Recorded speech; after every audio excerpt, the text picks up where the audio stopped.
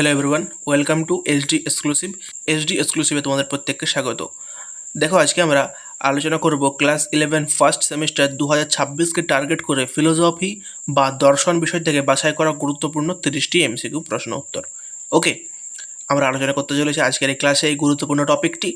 যারা যারা আজকের এই ক্লাসটি শেষ পর্যন্ত দেখবে তারা কিন্তু অবশ্যই উপকৃত হবে, কারণ খুব গুরুত্বপূর্ণ প্রশ্ন এখানে রাখা হয়েছে। তোমরা কিন্তু প্রথম থেকে শেষ পর্যন্ত দেখবে, একাদশ শ্রেণীর ছাত্র এবং ছাত্রীরা। তো চলো শুরু করবো আজকে আমাদের সেশন। তার আগে আমি একটা কথাই বলবো তোমাদেরকে, যারা যারা আমাদের এই ইউটিউব চ্যানেলে নতুন আছো অবশ্যই চ্যানেলটিকে সাবস্ক্রাইব করবে এবং পাশে থাকা বেল আইকনটি দাবিয়ে দেবে এরকম গুরুত্বপূর্ণ ক্লাস পাওয়ার জন্য। এবং আজকের ক্লাসটি শেষ পর্যন্ত দেখো, যদি তোমাদের ভালো লাগে অবশ্যই একটা লাইক করে দেবে। এবং তোমাদের কাছে একটা রিকোয়েস্ট থাকে আমার, যে প্রত্যেকে কিন্তু ক্লাসগুলো প্রচুর পরিমাণে শেয়ার করবে।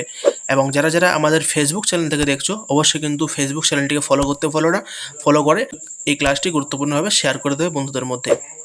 তো চলো শুরু করছি আজকে আমাদের প্রথম প্রশ্ন থেকে। প্রথম প্রশ্ন আমাদের স্ক্রিনে আসছে, সেটি হলো ফিলোসফি শব্দের ব্যুৎপত্তিগত অর্থ কী?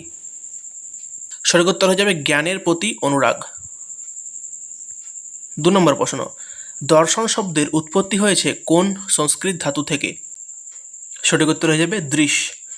3 নম্বর প্রশ্ন বলেছে কি দেখো, না দর্শন শব্দের ব্যুৎপত্তিগত অর্থ কী? সঠিক উত্তর হয়ে যাবে দেখা বা প্রত্যক্ষ করা। 4 নম্বর প্রশ্ন, ত্রিবিধ দুঃখ কি কি? সঠিক উত্তর হয়ে যাবে আধ্যাত্মিক, আদিভৌতিক এবং আদিবৈদিক দুঃখ। ঠিক আছে। 5 নম্বর প্রশ্ন, ভারতীয় দর্শনের মূল উৎস কি? ভারতীয় দর্শনের মূল উৎস হয়ে যাবে বেদ। নেক্সট আমরা আসবো 6 নম্বর প্রশ্নে। 6 নম্বর প্রশ্নে বলেছে বেদ কথার অর্থ কি? সঠিক উত্তর হয়ে যাবে জ্ঞান। 7 নম্বর প্রশ্ন, ভারতীয় দর্শনে যথার্থ জ্ঞান কি? সঠিক উত্তর হয়ে যাবে প্রমা। 8 নম্বর প্রশ্ন, যথার্থ জ্ঞানের প্রণালীকে কি বলা হয়? সঠিক উত্তর হয়ে যাবে প্রমাণ। 9 নম্বর প্রশ্ন, ভারতীয় দর্শনে যথার্থ জ্ঞানের বিষয়কে কি বলে? সঠিক উত্তর হয়ে যাবে প্রমেয়। 10 নম্বর প্রশ্ন, বেদের অপর নাম কি? সঠিক উত্তর হয়ে যাবে শ্রুতি। ওকে, নেক্সট আমরা আসবো 11 নম্বর প্রশ্ন, বলেছে শ্রেষ্ঠ পুরুষার্থ কোনটি? সঠিক উত্তর হচ্ছে মোক্ষ। 12 নম্বর প্রশ্ন, ভারতীয় দর্শনে পুরুষার্থের সংখ্যা কয়টি? সঠিক উত্তর হয়ে যাবে 4টি। 13 নম্বর প্রশ্ন, ভারতীয় দর্শনে মোট সম্প্রদায় কয়টি? সঠিক উত্তর হয়ে যাবে 9টি।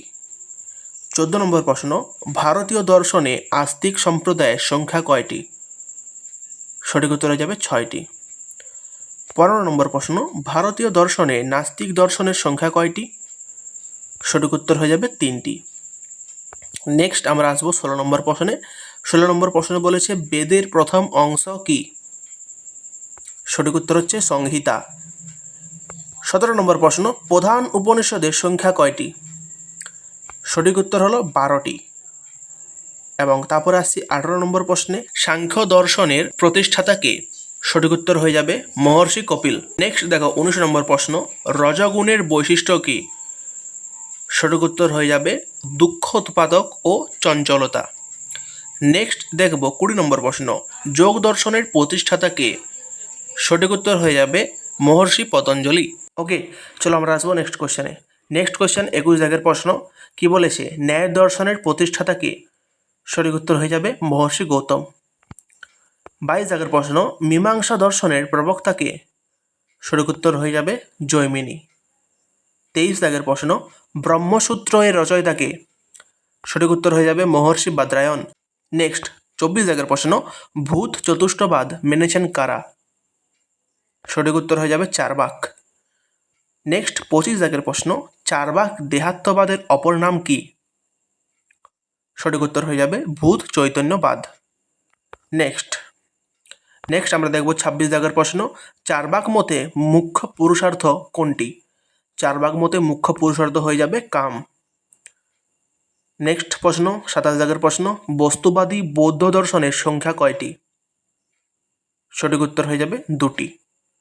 নেক্সট 28 দাগের প্রশ্ন, মুক্তিকে কৈবল্য বলা হয়েছে কোথায়? সঠিক উত্তর সাংখ্য দর্শনে। নেক্সট 29 দাগের প্রশ্ন, সাংখ্য দর্শনে মোট স্বীকৃত তত্ত্ব কয়টি? সঠিক উত্তর হয়ে যাবে 25টি। নেক্সট 30 দাগের প্রশ্ন, বৌদ্ধ মতে দুঃখের কারণ কি? বৌদ্ধ মতে দুঃখের কারণ কি? এই প্রশ্নের সঠিক উত্তর হয়ে যাবে অবিদ্যা। তো এই ছিল আমাদের প্রথম থেকে শেষ পর্যন্ত গুরুত্বপূর্ণ 30টি প্রশ্নোত্তর আলোচনা। খুব গুরুত্বপূর্ণ প্রশ্নোত্তর এগুলো। তোমরা অবশ্যই কমেন্টে জানাবে তোমরা কতগুলো জানতে। তো তোমাদের কাছে একটা রিকোয়েস্ট যে প্রত্যেক কিন্তু আমাদের চ্যানেল নতুন চ্যানেলটাকে সাবস্ক্রাইব করে রাখবে, পাশে থাকা বেল আইকনটি দাবিয়ে দেবে, এবং যারা যারা ফেসবুক থেকে দেখছো অবশ্যই আমাদের ফেসবুক পেজকে ফলো করতে ভুলো না। ওকে, এবং অবশ্যই কিন্তু ভিডিওটি, আজকের এই ক্লাসটি প্রচুর পরিমাণে শেয়ার করবে তোমাদের বন্ধু এবং বান্ধবীদের মধ্যে, প্রচুর পরিমাণে শেয়ার করবে যাতে তারাও উপকৃত হতে পারে। তো এই ছিল আজকের ক্লাস। আশা করি তোমাদের ক্লাসটি ভালো লেগেছে। Thank you so much. দেখা হবে তোমাদের সাথে একটা নতুন ক্লাসে। প্রত্যেকে ভালো থাকবে, সুস্থ থাকবে এবং যুক্ত থাকবে এসডি এক্সক্লুসিভের সাথে।